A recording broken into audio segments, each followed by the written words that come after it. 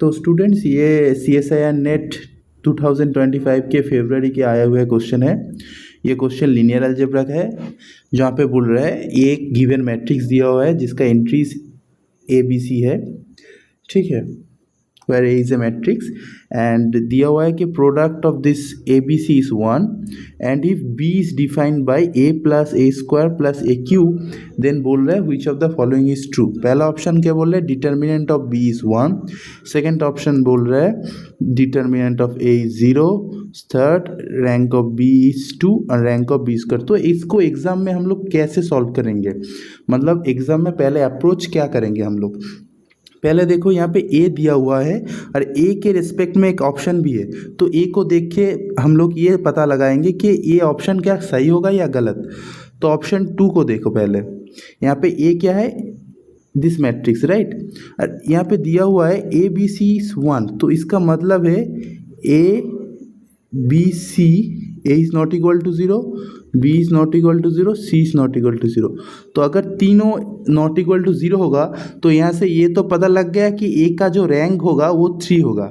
This means rank of A is 3।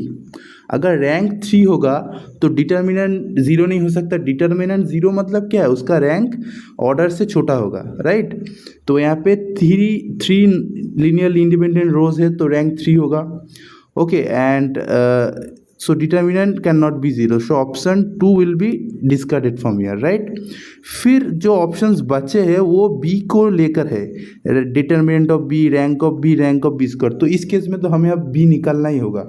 तो देख के जो पता चल रहा था उससे ऑप्शन 2 डिस्कट हो जा रहा है, पर सेकेंड ऑप्शन, बाकी ऑप्शन सही है क्या गलत है उसके लिए हमें B निकालना होगा। तो B निकालने के क्या दिया हुआ है, B is actually A plus A square plus A cube right. तो यहाँ से अगर हम लोग जल्दी कैलकुलेट कर लेंगे मैट्रिक्स मल्टीप्लिकेशन इजी होगा क्योंकि ज़्यादातर एंट्री 0 है। तो 0A 0 0 0 B यानी ये C 0 0, फिर A स्क्वायर निकालेंगे तो ये पहला एंट्री आएगा A स्क्वायर का 0 0 then AB then BC then 0 0 then 0 0 AC 0। Okay, फिर A क्यूब का क्या आएगा, A क्यूब का आएगा ABC 0 0 0 ABC 0 0 0 ABC।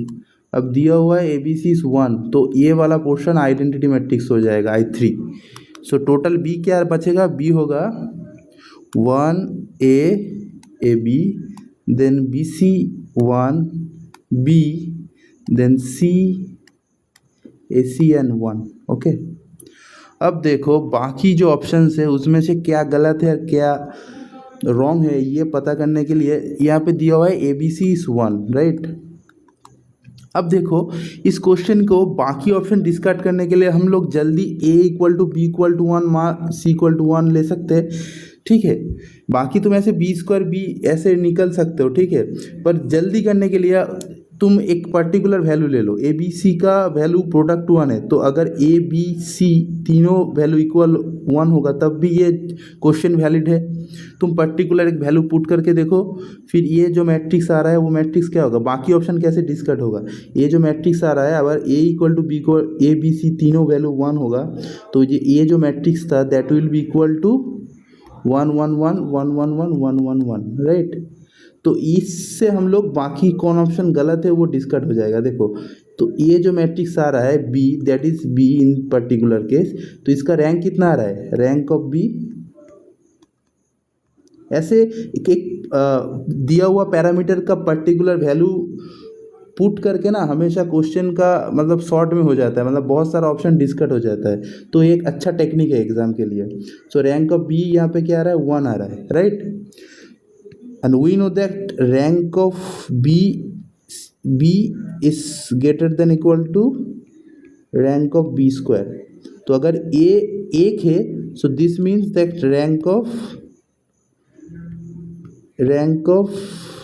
B square is greater than। अब देखो B स्क्वायर एक नॉन जीरो मैट्रिक्स है, तो नॉन जीरो मैट्रिक्स का रैंक हमेशा तो 1 आएगा ही, rank of B square is greater than equal to 1 होगा, क्योंकि बी स्क्वायर एक नॉन जीरो मैट्रिक्स है, राइट। बी स्क्वायर ये तो नॉन जीरो होगा, देख के ही पता चल रहा है। तो this means that rank of B square is 1 from this to line, this and this. तो यहाँ से तो रैंक ऑफ बी 1 है, तो रैंक ऑफ बी स्क्वायर 1 से छोटा होगा, क्योंकि रैंक, ये वाला चीज़ याद रखना, ये तो हमेशा होता है कि rank of B is greater equal to rank of B square. तो यहाँ से रैंक ऑफ बी स्क्वायर 1 से छोटा होगा। फिर रैंक बी नॉन जीरो है, तो इसका एटलीस्ट 1 रैंक होगा, सो ये भी वैलिड है। तो इस दोनों से पता चल रहा है रैंक ऑफ बी स्क्वायर 1, जो कि ऑप्शन 4 है। और बाकी 1 क्यों नहीं होगा? 1 में बोल रहे डिटर्मिनेंट ऑफ बी इज 1, पर इसका रैंक ऑफ बी हम लोग पता किया, रैंक ऑफ बी इज 1, तो रैंक बी 1 मतलब क्या है? इसका डिटर्मिनेंट 0 होगा, क्योंकि रैंक बी का ऑर्डर 3 है, रैंक ऑर्डर से छोटा आ रहा है, तो उसका मतलब डिटर्मिनेंट 0 बी 0 होगा, क्योंकि यहाँ पे तीनों लीनियरली इंडिपेंडेंट रो नहीं मिलेगा या फिर कॉलम नहीं मिलेगा, so determinant will be 0, right. Determinant non zero only if rank is 3, but यहाँ पे रैंक 1 आ रहा है, तो डिटर्मिनेंट उस केस में 0 हो जाएगा, तो ऑप्शन 1 विल बी डिस्कार्डेड। फिर 2 भी नहीं होगा, क्योंकि इसमें रैंक ऑफ बी 1 आ रहा है, तो इस एक पर्टिकुलर वैल्यू से हम लोग 2 ऑप्शन डायरेक्टली डिस्कार्ड कर सकते हैं, 1 एंड 2, तो 4 will be the correct answer. Fine. So इससे हमारा क्वेश्चन जल्दी एग्ज़ाम में कैसे सॉल्व करना होगा, उस अप्रोच से ये जल्दी से सॉल्व हो गया। Okay, fine.